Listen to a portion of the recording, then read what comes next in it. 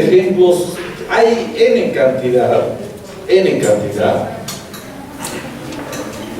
pero vamos a ver algunos que nos pueden ayudar a entender un poco más.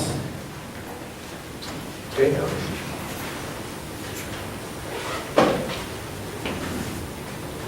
Entonces hemos visto que las mentes fueron estropeadas, el corazón se torció del ser humano y ahí vino el conocimiento ajeno a la luz de Dios, al pensamiento de Dios, a la palabra de Dios.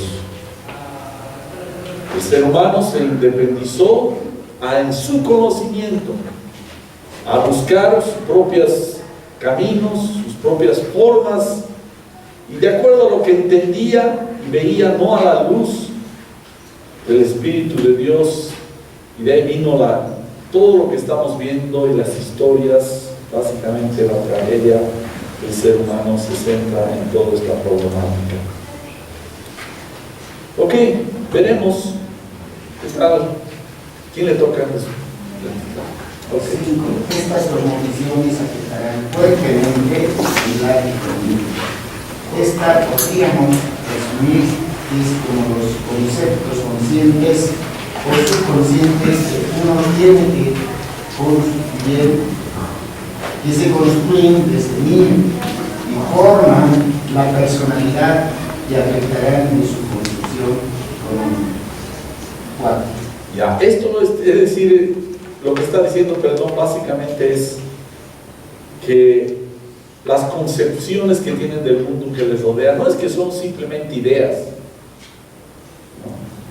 Sino que esas ideas tienen el principio, tienen consecuencias en la vida de las personas. A veces decimos, no, vamos a tener discusión de ideas, libertad de ideas, todo eso no es tan así, tan sencillo. Traen consecuencias, todo eso pues está alejado del pensamiento de Dios. Ok, las ideas tienen consecuencias.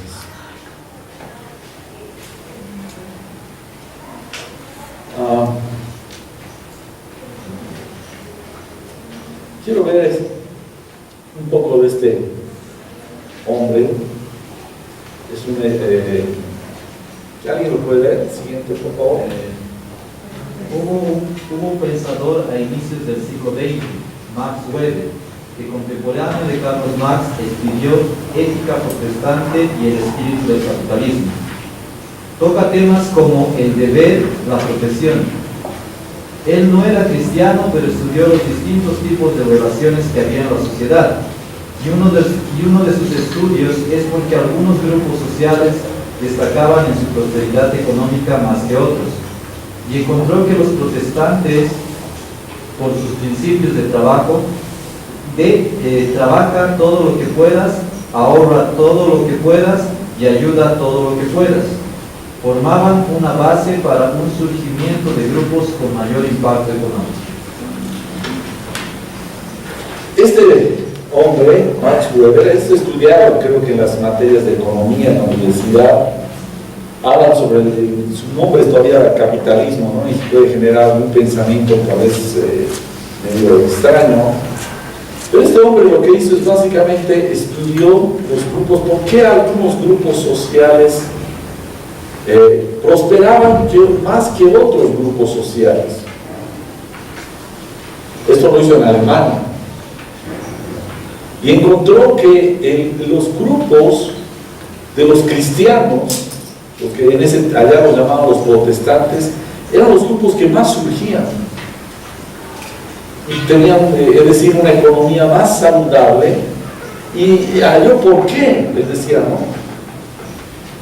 Una de las cosas era por los principios que ellos manejaban. El dinero que ganaban no era para, digamos, como lo haría cualquiera, ¿no? Se dedican a farrear, a qué sé yo, al final destruyen su vida.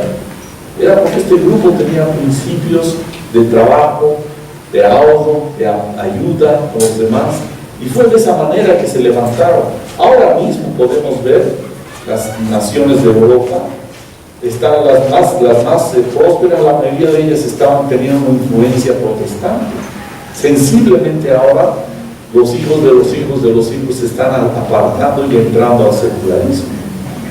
Y están empezando, tienen los recursos, pero se están destruyendo. Estados Unidos, una nación clásicamente evangélica, con el anterior gobierno de Obama, ya era pues terrible, ya querían sacar una norma de que los baños entre los hombres y las mujeres al mismo tiempo podían entrar. Es decir, había todo tipo, hasta ahora hay cosas que están pasando, ¿no? En Canadá, en los países, hay una influencia perniciosa de destruir la humanidad a título de la libertad de pensamiento. Esos son cosmovisiones. El secularismo ha entrado de una manera fuerte. Entonces, por eso decía acá, estas cosmovisiones afectarán fuertemente en la economía.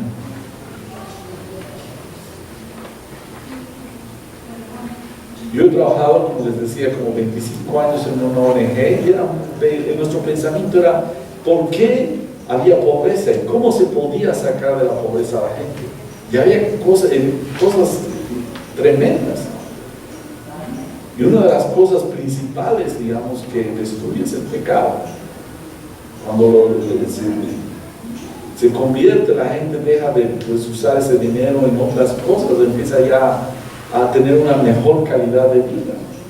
Destruye las cosmovisiones en el campo, como las madres dejaban a los niños, se iban a sus fiestas y dejaban a cargo de otros niños mayores, de los hijitos mayores, y eran las épocas en que había más desnutrición, por ejemplo.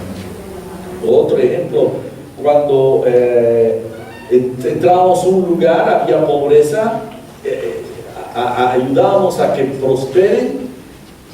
Hay una historia muy interesante en Potosí. Se entró a una comunidad, había una pobreza grave. Los campesinos se vestían casi con las talegas de los alimentos que distribuíamos, muy pobres. Se volvió después de unos años de haberles ayudado a que salgan, y ese uno de los campesinos lo empezó a maldecir al que era director de nuestra institución. Ustedes nos hemos mejorado en calidad de vida, pero ahora hay violaciones, ahora hay crimen, etc. Es decir, no es solo cuestión de dinero, es cuestión de principios. Muchas veces pensamos que con dinero vamos a hacer todo. A veces ese dinero, si tenemos un estilo de vida destructivo, nos puede destruir, puede ser causa de nuestra tropiezo y caída. Entonces, las cosmovisiones afectan fuertemente en la economía. Los niños no solamente queremos que sepan la materia, las ideas tienen consecuencias. Amén. 4. ¿Quién le toca? Las ideas tienen consecuencias, definen el curso de las acciones y más que eso, definen los resultados que muchas veces no estaban incluidos en los que practican. Como está escrito en Proverbios 14:12, hay caminos que el hombre considera rectos, pero que al final conducen a la muerte. Ya. En esta parte he puesto ejemplos muy notables. Aquí tenemos dos hombres, Mao Zedong y Stalin.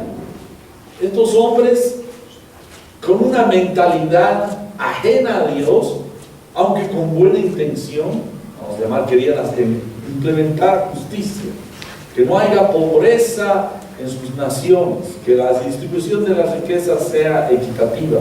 Eso nos suena ahora aquí, ¿no? Todos que estos hombres querían hacer estas, vamos a decir, su meta aparentemente era buena. Uno de ellos, Mao Zedong, según algunos, indican que ha llegado a matar a 78 millones de personas.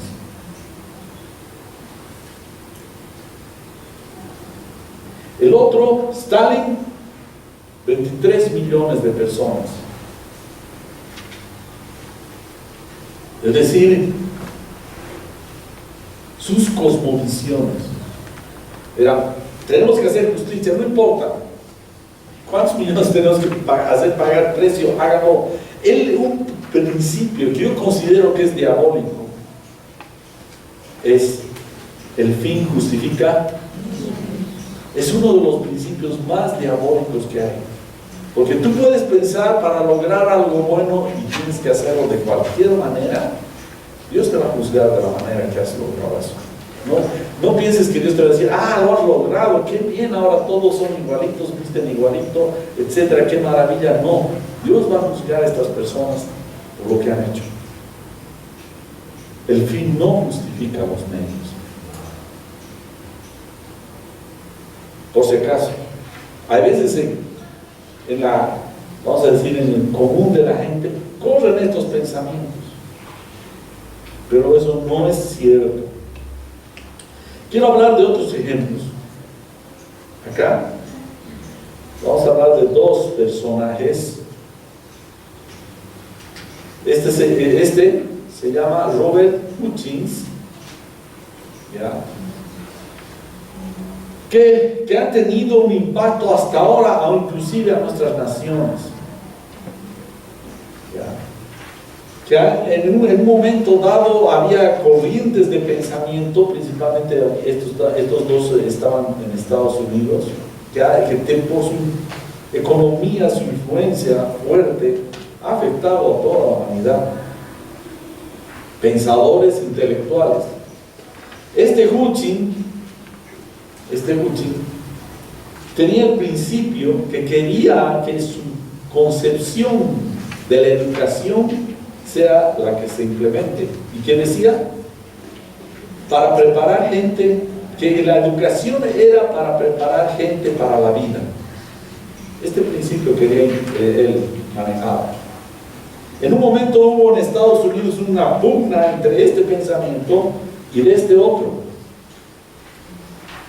John Dewey. Este otro pensaba que la educación era para preparar gente para un trabajo. Miren, dos cosmovisiones.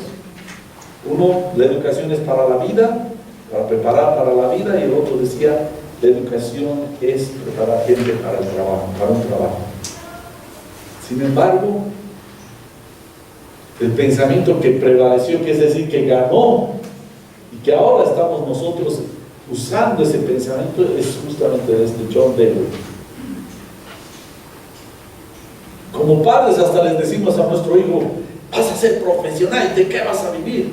De alguna manera está bien, pero más nos interesa el aspecto económico que el aspecto de vida.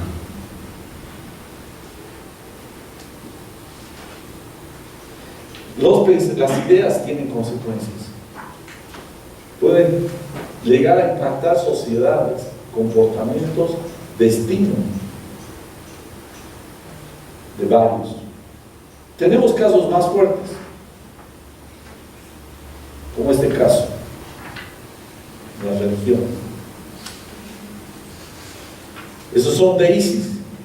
Estos hombres, por la religión, en concepción de Dios, ellos tienen una concepción de Dios que no les importa. Su Dios es cruel, duro, no tiene un trato personal con los que creen en Él.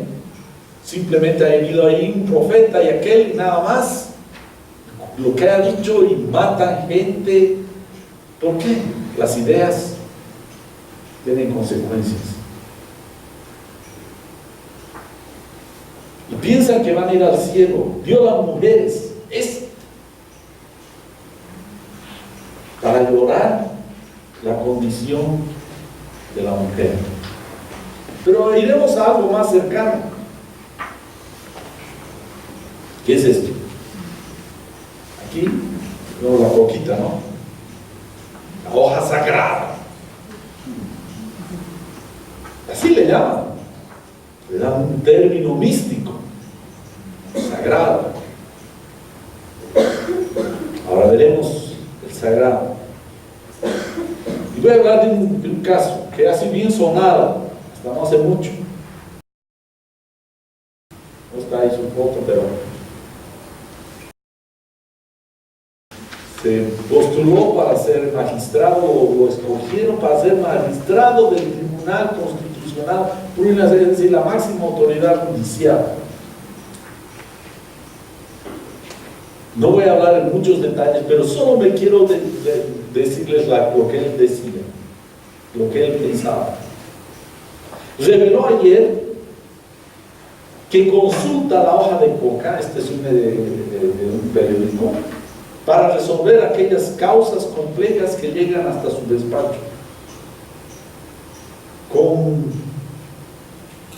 adivinación. Dice, porque en momentos de sueño tenemos que revisar los expedientes, decía este hombre. Yo aplico y aculico la coca en momentos en que, bueno, hay casos complejos que han llegado y tengo que consultar a la hoja de coca, consulto la coca, declaró el magistrado a la red de televisión y Univisión. La afirmación fue realizada cuando la autoridad explicó que los magistrados del Tribunal Constitucional Plurinacional en pleno participaron de un acto ceremonial en la jornada de aculico de la coca organizada por el gobierno en su campaña para despenalizar el picheo. La autoridad del órgano de control constitucional explicó, agarrando hojas de coca y lanzándolo hacia un mantel, cómo es que consulta la coca para resolver algunos casos en que sus criterios son complicados.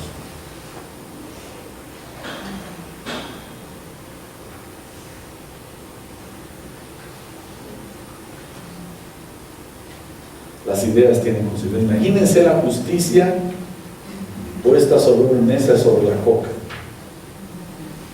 Tu destino podía, no era cuestión de justicia ya, era cuestión de suerte, de adivinanza. Las ideas tienen consecuencias.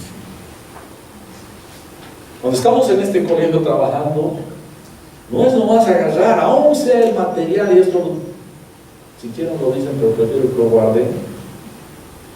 Aún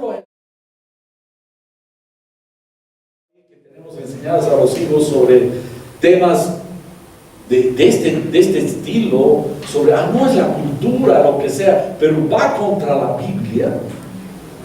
Podemos decir esto al uno, así, pero hay que darle una explicación bíblica de ese asunto.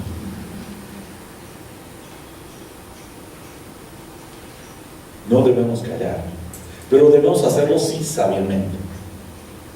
No ser torpes, pero saber exponer con una manera sabia esos temas que están atentando, que están destruyendo nuestra nación, están destruyendo. Aquí estamos hablando no de un hombre de la calle, una parapita, no, estamos hablando de un personaje que tenía mucha influencia. ¿Cuántas decisiones habrán decidido este hombre más de hoja de coca, a la suerte, a la adivinanza? Las ideas tienen consecuencias.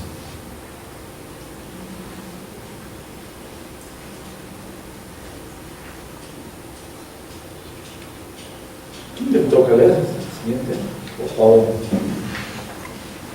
Desde la caída del ser humano con Eva y Adán, el ser humano se autoproclamó independiente de Dios.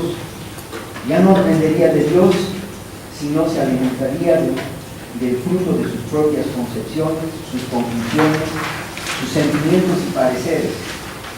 Esto trajo que el ser humano generara infinidad de filosofías y tendencias, estando a mi percepción en umbrales de lo que puede ser los últimos tiempos. Quiero dar un ejemplo más de cómo las ideas tienen consecuencias, venga de donde venga.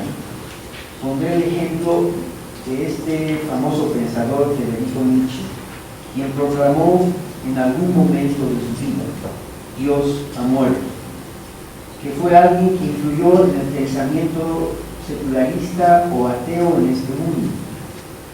muere relativamente joven en un hospital psiquiátrico, habiendo estado ya antes en algún manicomio, una vida en extremo triste y abandonada. Porque no ingresó. Qué tremendo. Seguiremos, perdón. Porque no ingresó de lleno. ¿Por qué no ingresó? Es que no está aquí. ¿Por qué no ingresó de lleno en hablar sobre educación y economía y la Biblia? Lo estoy haciendo. Se debe empezar por lo primero. ¿En qué deseamos basar nuestra vida? ¿Cuáles son las ideas que llevamos o queremos abrazar? Sepan que esas ideas que tomemos pueden definir la alegría o tristeza de los que nos hagan caso, o la libertad y esperanza, empezando por nosotros mismos. Quiero decir que la cosmovisión que adoptemos será determinante y muy probable que no tengamos vuelta atrás una vez que recorramos nuestra vida.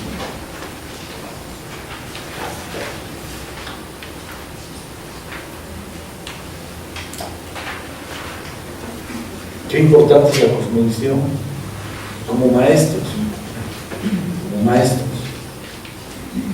Tengamos cuidado de lo que les he dicho, tener una forma de movernos en el aula y otra forma en la iglesia.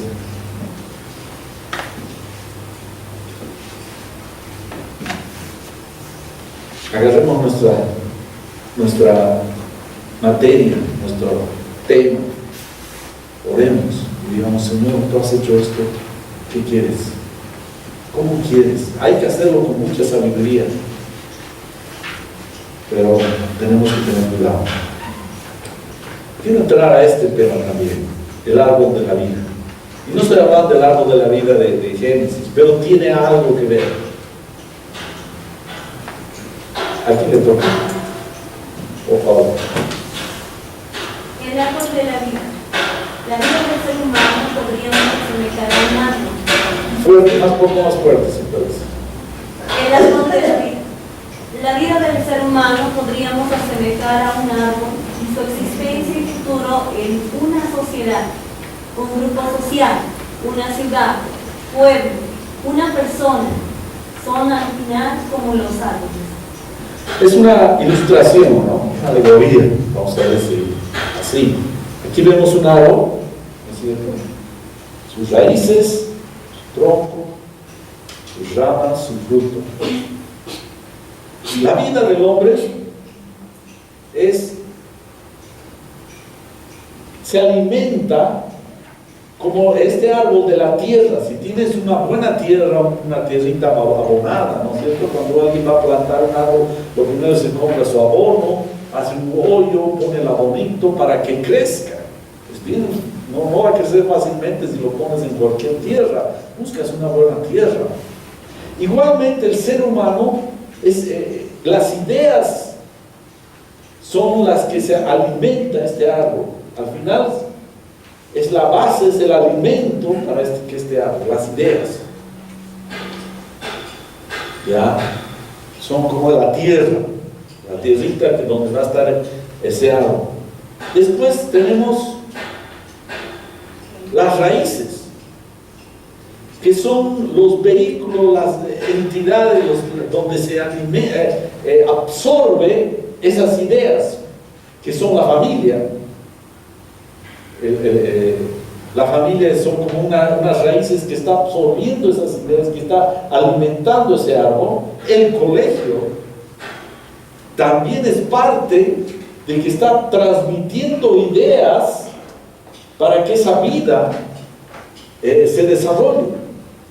La sociedad, el país, es decir, hay cosas que están un poco fuera de nuestro control, pero el colegio llega a ser parte, una entidad como las raíces que están absorbiendo, que está transmitiendo ideas a esas vidas. No es agarrarle al niño y empezar con la Biblia y darle un biblazo. No, hay que hacerlo con sabiduría, hay que orar mucho. Hay que orar mucho para saber transmitir con sabiduría esto. ¿Ya? Después este árbol después de que las ideas están alimentadas, es el alimento, las raíces se están absorbiendo para alimentar al árbol, se forman valores. El colegio es parte de alimentar valores, ¿ya? Como ser el respeto, la adoración, la verdad, la fidelidad, la integridad, la honestidad. Todo eso, ¿en base a qué? A las ideas. A las ideas. Miren qué tremendo es. Nuestros gobernantes, de alguna manera, son una entidad que están transmitiendo ideas a una nación y están transmitiendo principios. Si tienen malos principios, afectan a una nación. Qué importante es eso. Entonces tenemos valores que al final están formándose esos jóvenes. El colegio tiene un trabajo en esa parte. Nosotros tenemos que cumplir nuestra parte. No es todo, pero es nuestra parte. Y después, ¿qué da el resultado? Los frutos. Los frutos. Es una nación pacífica, una economía saludable, o hay delincuencia, hay corrupción. Algo está en. ¿Qué idea está manejando nuestra nación? Si tenemos problemas, aquí los frutos en la vida de las personas, algo está aquí afectando. ¿Y de qué ideas se está alimentando nuestra nación? ¿Qué ideas manejamos las familias, los colegios, la sociedad? Entonces, las ideas es crítico. Los otros son vehículos, instrumentos para alimentar las vidas. Pasaremos a ver ahora el origen del universo o de las cosas. ¿Qué le toca? El origen del universo de las cosas. Este asunto puede parecer no muy trascendente para la persona común. Pero sentimientos y palabras.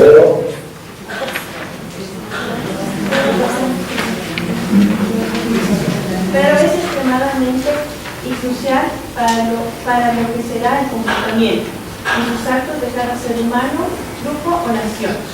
El asunto del universo no es pues un temita secundario, ¿no? No importa, tú crees que Dios ha creado, tú también crees, tú, yo creo que no. Pareciera que no tuviera eso incidencia, pero tiene una incidencia muy grande, muy grande. Vamos a ver la perspectiva secularista sobre el universo. ¿Quién le toca? Siguiente.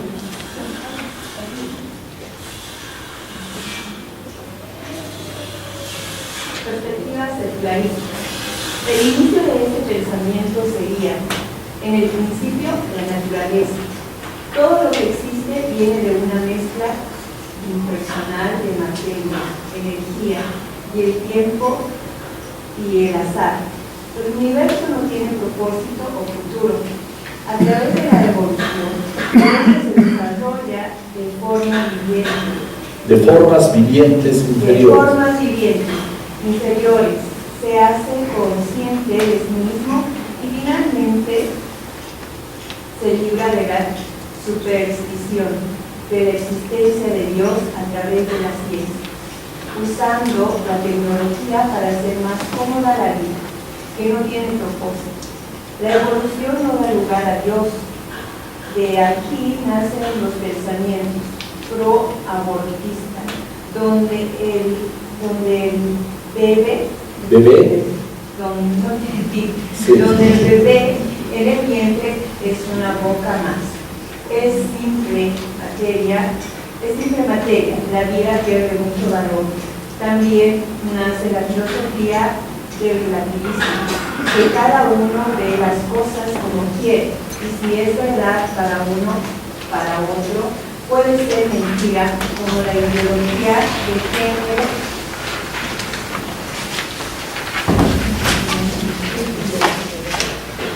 LGTB respeta mis pensamientos, yo respetaré los tuyos.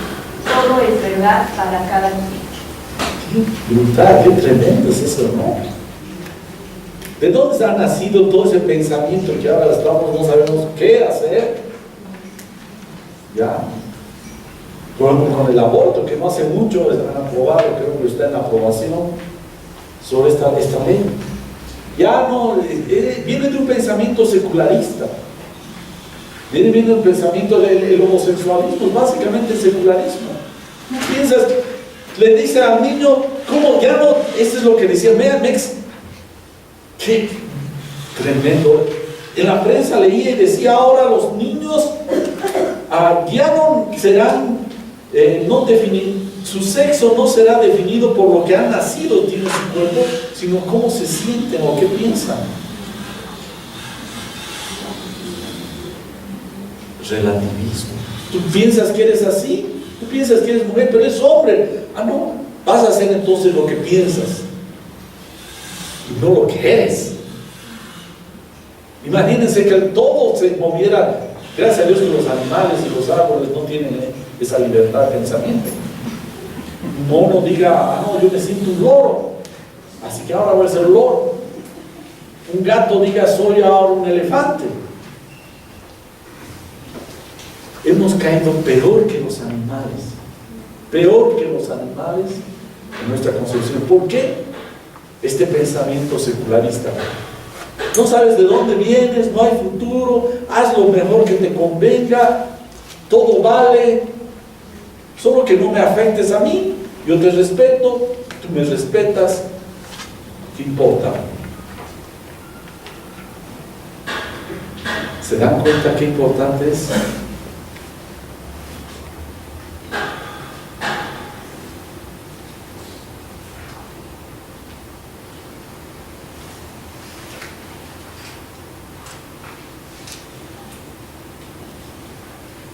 Siguiente.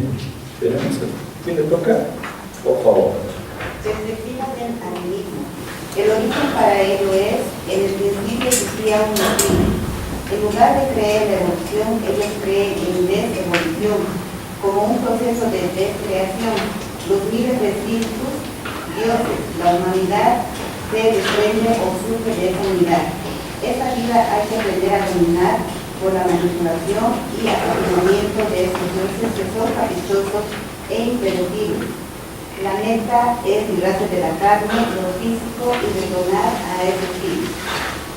Ellos básicamente todos en un solo se han dispersado y todos tienen que volver a esa unidad.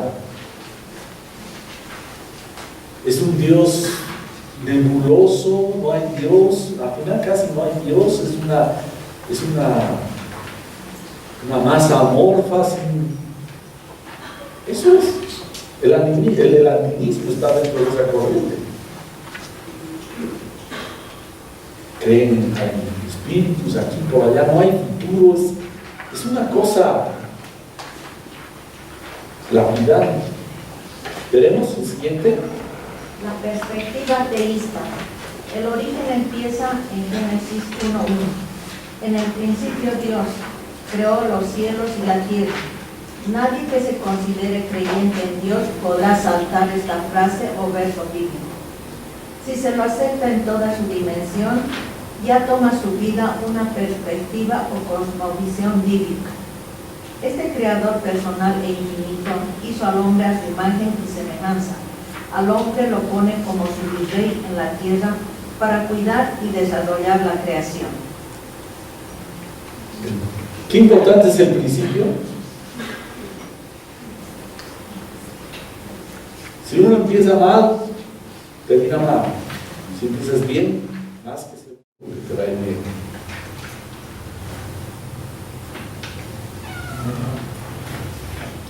Ok, ahora vamos a ver un tema que está relacionado al final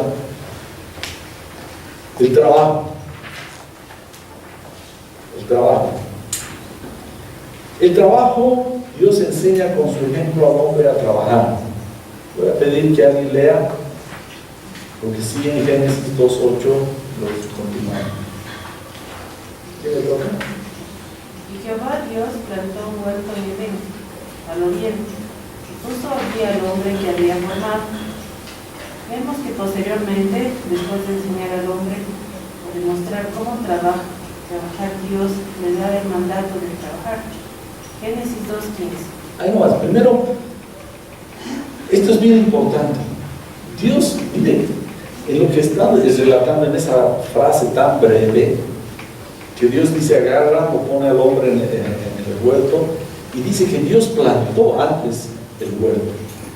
Y el hombre ya lo había creado. ¿Por qué no, digamos, podía haber hecho Dios que antes de crear al hombre, crear el huerto y después ponerlo al hombre? Yo lo veo muy lógico. Crea al hombre y Dios trabaja. Es como que Dios se pone el overol y el hombre mirando lo que Dios está haciendo. Dice, Dios plantó un huerto. El hombre ya estaba ahí. El orden es bien importante. Dios planta un huerto. Después continuemos, veremos el siguiente. Génesis 2:15. Tomó pues Jehová Dios al hombre y lo puso en el huerto de Edén, para que lo labrara y lo guardase. Es decir, primero Dios le muestra a trabajar, cómo se trabaja. Ahora, pónganse a pensar, yo trataremos simplemente dentro de nuestra concepción humana, ¿en qué consiste plantar un huerto? ¿Qué vas a hacer cuando estás, digamos, en un jardín? ¿Quieres plantar? ¿Qué haces?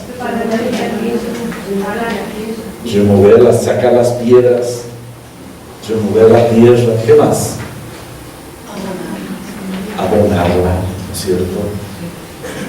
¿No es cierto? Y después agarrar, hacer unos hoyitos y poner las plantitas, ¿no es cierto? Es decir, Dios le muestra al hombre el trabajo, cómo se trabaja. Y después agarra y lo pone al hombre en ese huerto que Dios ha plantado y le dice, ahora tú, cuídalo. Cuídalo. Ahora ese cuidado no es cualquier cosa. Yo tengo algunas plantas y qué sé yo. Esto es todo un arte. Hay que aprender. Esta planta necesita más agua, esta tiene que estar en la sombra, no sé si han visto, ¿no? Esta tiene que estar más en el sol, esta necesita ponerle más abono en esta clase, este es un poco algo, este es aquello, este hay que podar. Lo que Dios le está diciendo, jóvenes, estudia, aprende, y después haz otro. Y el colegio es parte de ese proceso. El colegio es parte de enseñar al joven a no ir a simplemente a ejercer una profesión directamente aprendido, sino a estudiar, a pensar, a razonar, a descubrir, a investigar. Estamos haciendo el mandato de sojuzgar. ¿Seguiremos?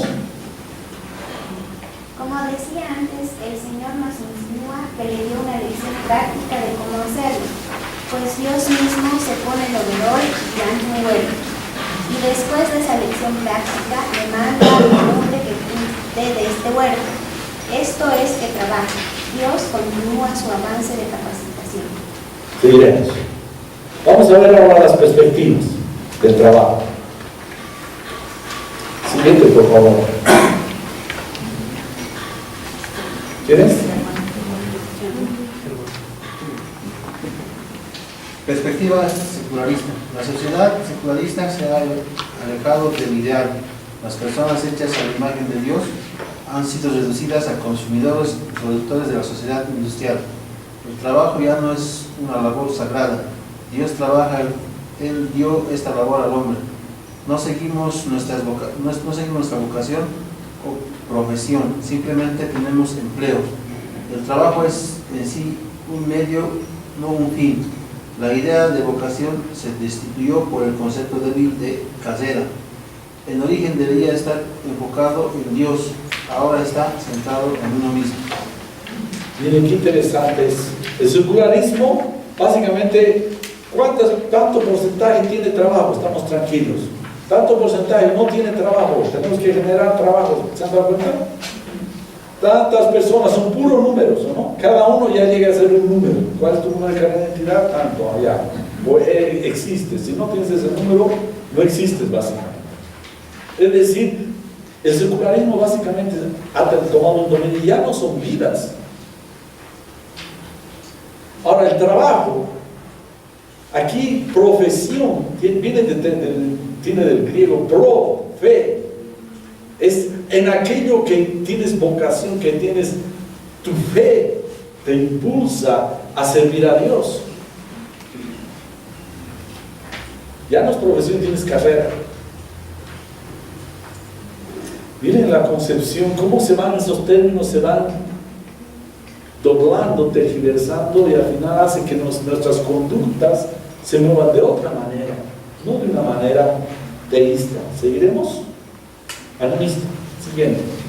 Mientras el secularismo exalta al individuo, el animismo dice que debemos parte del sufrimiento de esta vida, debemos soportarlo. Como por ejemplo, la cultura hindú es ajena, más bien busca la disolución de la individualidad. Hablan los animistas más del destino o suerte como un concepto fatalista. Eso también es en nuestra nación, el animismo.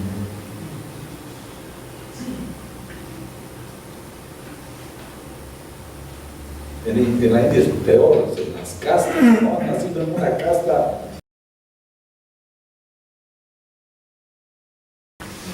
Y estás castigado a mendigar, por más que seas capaz, no, estás castigado. Es decir, el animismo tiene un concepto muy cruel. Veremos ahora la perspectiva teísta. Siguiente. En perspectiva del trabajo teísta, no hay un desglose entre lo secular y lo sagrado. Se usa lo que se dice coram deo, en la presencia de Dios. Haremos más de lo que necesitamos hoy, ayudar a los demás. El trabajo es para la gloria de Dios. Desarrolla No es estar. estar. Ok, hay tres cosas. Uno, primero, el trabajo es sagrado. ¿Por qué es sagrado? Porque Dios lo ha inspirado, lo ha ordenado al ser humano. Y Dios trabaja. Él nos muestra que Él trabajó. Es sagrado. Después dice, es para ayudar a los demás. Si hacemos más, es para ayudar a los demás. El trabajo es para la gloria de Dios. Aún en el trabajo, digamos, yo estoy educando acá en el colegio o estoy haciendo alguna tarea o soy taxista. Qué distinto es un taxista. Tú entras a algunos taxis ahí y da ganas de salirse del taxi. No tienes respeto, mal. Hay veces, no importa que sea pobre tu taxi, pero limpio, te cobra lo que es correcto. El otro día tomé un radio taxi, lo llamé porque estaba urgido. En el camino me dice, ay, joven, el caballero me va a disculpar, no he puesto gasolina. Yo me quedé callado. Y después había un poco de trancadera, no lo puedo llevar. De hecho, pero maestro, usted no debería inscribirse a este trabajo, porque su trabajo es hacerme. Tiene que bajarme, caminar, y tengo que tomar un minibús después ahí en Miraflores y llegar. Pero a veces el olor, a veces el volumen de su radio, a veces el trato. Eso no es para la gloria de Dios. No es necesariamente ser ministro para que te portes bien. El trabajo es para la gloria de Dios. Aplicar principios bíblicos para la gloria de Dios. ¿No es cierto? Cualquiera sea el trabajo. Desarrolla, es decir, no hace, para esto me pagan, no me pagan para aquel otro.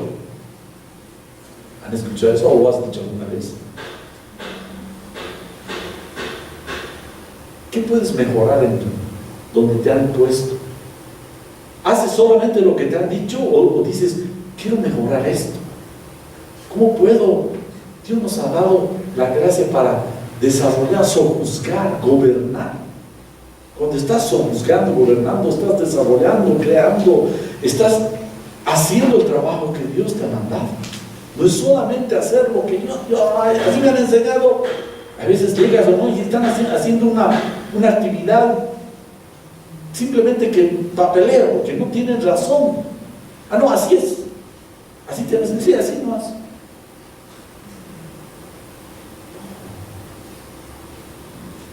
Desarrollamos.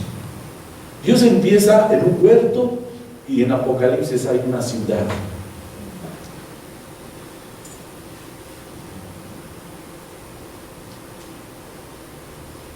No seguimos ahí en un huerto, seguimos. Hay un desarrollo. ¿Seguiremos?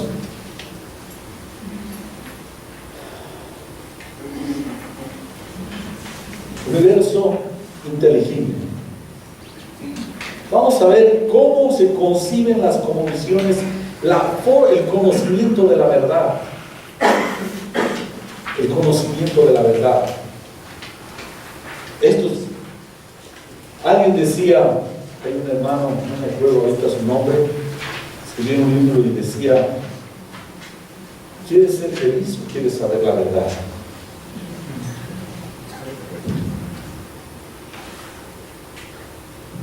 ¿Quieres ser feliz o quieres saber la verdad? Es una pregunta muy complicada.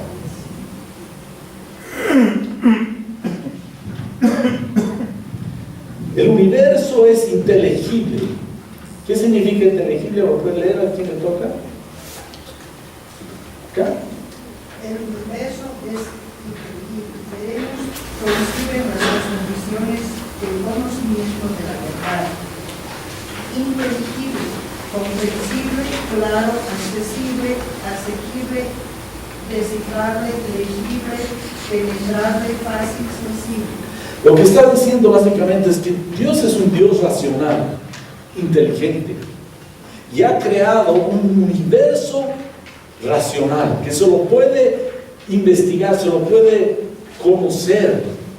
Ahora, esto es un proceso, no todo lo conocemos, pero lo puedes conocer. De lo que era la época hace, digamos, 2000 años atrás, ahora, gracias a esa facilidad de Dios del universo, de lo que ha hecho el universo, podemos acceder a la ciencia en muchas cosas. Esto es importante. Todo el mundo se está beneficiando de un Dios real, sin embargo creen en cosas que no existen. Siento que es una ofensa a Dios, ¿no? Pero seguiremos. Conocimiento de la verdad desde una perspectiva teísta. Y después ahí mismo vamos a ver cómo puedo saber, cómo puedo conocer más. Entonces vamos a ver dos de cada cosmovisión. El conocimiento de la verdad desde la perspectiva teísta. ¿Quién le toca?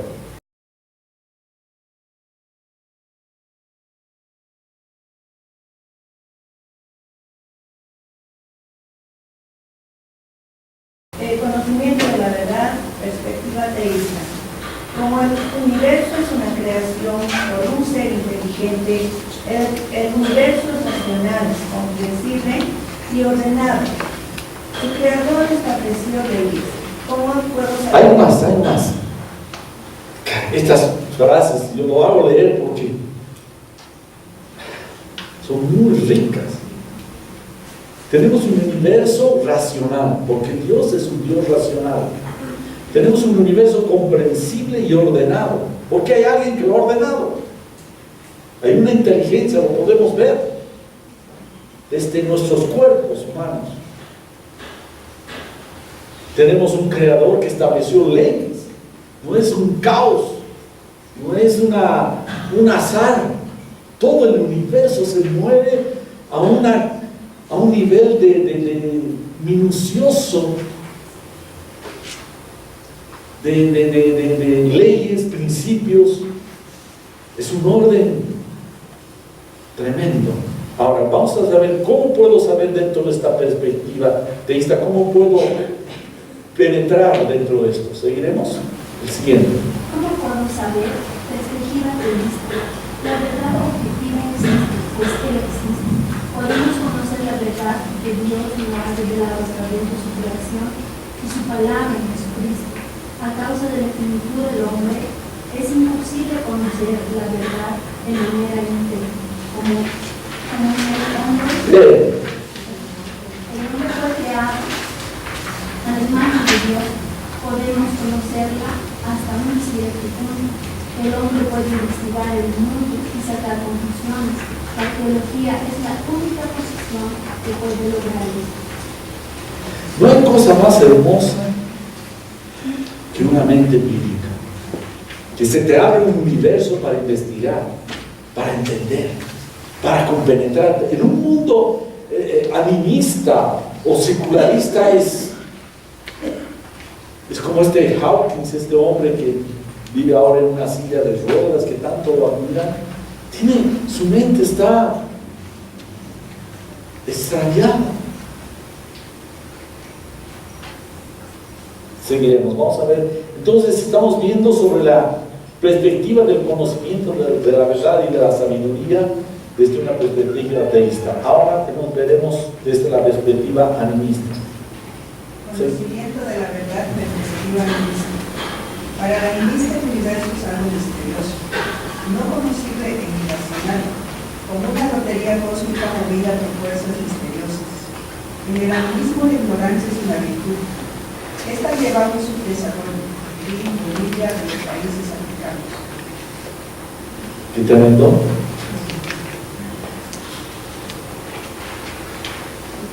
Ellos no pueden, es decir, es un misterio. No, ten cuidado, tenemos que hacer, no está lloviendo, vamos a contratar para que alguien nos haga magia, qué sé yo, lleno de supersticiones, terror, incertidumbre.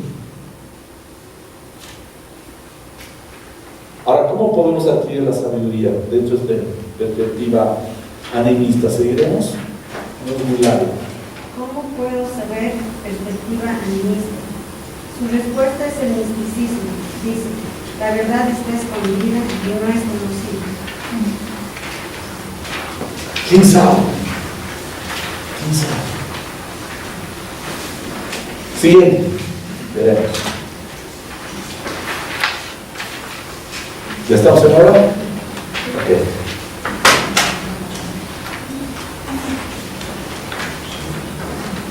Ya, terminaremos este entonces. Este más. Ya. Conocimiento de la verdad, perspectiva sectarista, indica que la verdad es relativa como señala que no hay Dios. Lleva de manera inexorable a rechazar las normas objetivas de la verdad. Los absolutos no existen. Siguiente. ¿Cómo saber?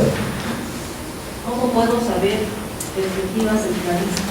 Se basa en el conocimiento propio del hombre. La verdad es según cada uno. Por tanto, la verdad absoluta no existe. No importa si concuerda con la realidad, sino porque cada uno de lo que crees así es. La gran debilidad es que no existe absoluto, relativismo. Por tanto, deja excesivamente vulnerable al ser humano para renunciar a la maldad o el error. Ahora ya se va aceptando poco a poco, ¿no? Desde ya en algunos países están aceptando ya el asunto de la marihuana, qué sé yo, se está aceptando cosas terribles. Eso es, ok, vamos a parar, nos vamos a dar.